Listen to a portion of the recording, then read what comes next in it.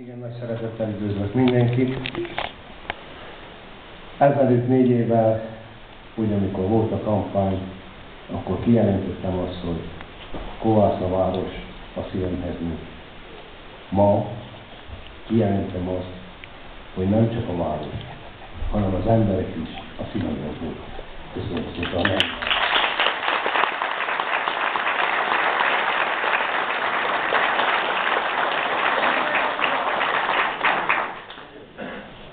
Tisztelt vendégeink, kedves kovásznai barátaim! Nagy nap a mai. Olyan rendezvényre gyűltünk össze, amellyel évtizedes hiányt pótolunk városunk és térségünk életében. Olyan átadás ünnepség ez, amelyre mi kovásznaiak méltán lehetünk büszkék. Nagy megtiszteltetés városunk számára, hogy ünnepségünket kiemelkedő személyiség tisztelték meg jelenlétükkel. Engedjék meg, hogy Kovászna város polgármesterenként nagy tisztelettel köszöntsem Kelemen Hunor kulturális és örökségvédelmi miniszter urat, a Románai Magyar Demokrata Szövetség elnökét.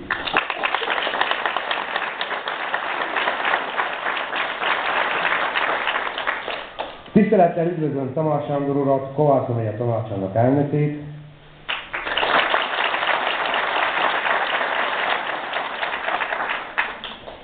köszöntöm szenátorainkat, parlamenti képviselőinket, az egyházi méltóságokat,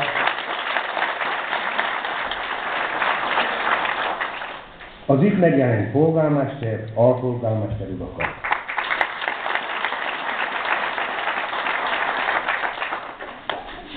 Tisztelt meghívottak, kedves barátaim! Kénytelen vagyok a közelmúlt kellemetlen emlékeit felidézni. Amikor városunkban szervezett művelődési rendezvények során pillanatkorba álltam vendégeink és meghívott fellépők előtt, arra gondolva, hogy településünk nem tud egy olyan termet felmutatni, amelyben mind a fellépő művészek, mind a közösség jól érzi magát, és az előadás sem veszít értékét. Sokszor jutott eszemben az utóbbi években, hogy a 21. századon egy turisztikai célokat szem előtt lebegtető város csonka adottságának tűnhet mozi és színház nélkül. Ezt a hiányt most sikerült pótolnunk. Álszerénység nélkül állítom, az utóbbi évtizedek egyik legkiemelkedő megvalósítását ünnepelhetjük most itt közösen, kovásznaiak, székelyföldiek, románok és magyarok. Építkezésben kezdtünk ingatlanban és közösségi szinten egyaránt. Tudjuk, minden eredmény mögött egy csapat áll. Nem történt ez másképp jelen esetben sem. Az elképzeléstől kezdve, az épület visszaigénylésen át, a felújítás munkálatokon keresztül minden tevékenységet csapat végzett.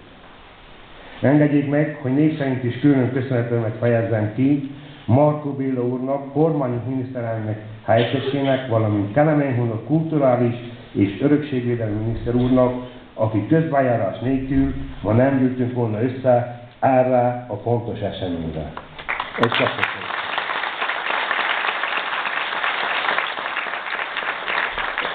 Köszönöm szépen! Ideje volt annak, hogy megmutassuk, a művészek, a művelődési rendezvények nem mostoha gyermekei ennek a településnek. Kovászna többet érdemelt volna eddig is. Most elérkezett az idő, hogy a dolgokat helyükre tegyük. És ez még a kezdet. A munka még nincs befejezve. Akkor dőlhetünk igazán hátra, amikor ez a gyönyörű épület élettel telik meg. Bízom abban, hogy rövid időn belül hazai, valamint külföldi neves színház társulatok tiszteleteket fogják tenni, ez számunkra nagyon fontos hajlékban. Nem szeretném, ha elbódítana a dicső mámra. A sikereket a maguk helyén kell elkönyvelni, és elraktározunk. Mi ezelőtt 4 évvel munkát, megvalósításokat vállaltunk. Ezt tettük, ezt tesszük a továbbiakban is. Tudom, hogy mindig lesznek elégedetlenek, hibát keresők. Nekik üzenet, Számomra nem az okoz örömet, ha szó pár bajt nyerhetek. Sokkal inkább az boldogít, ha tettekkel válaszolhatok. Végezetül azt kérem mindenkitől, hogy ne veszítsük el a hitünket. Legyünk képesek örülni minden kis erőlépésnek. Értékeljük helyén valóan eredményeinket.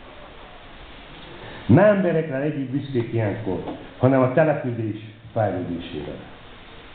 Kovács Lára mai napon kiváló példa. Köszönöm szépen!